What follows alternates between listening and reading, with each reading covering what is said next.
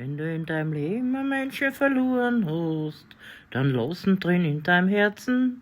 Wenn du in deinem Leben einen Menschen verloren hast, dann lass ihn drin in deinem Herzen.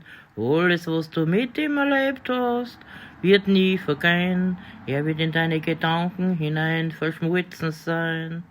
Du wirst ihn nie verlieren, er wird immer da sein. Er wird dich immer gern haben, der Mensch. Solange du denken kannst, werden seine Gedanken in dir sein und der Schmerz geht damit.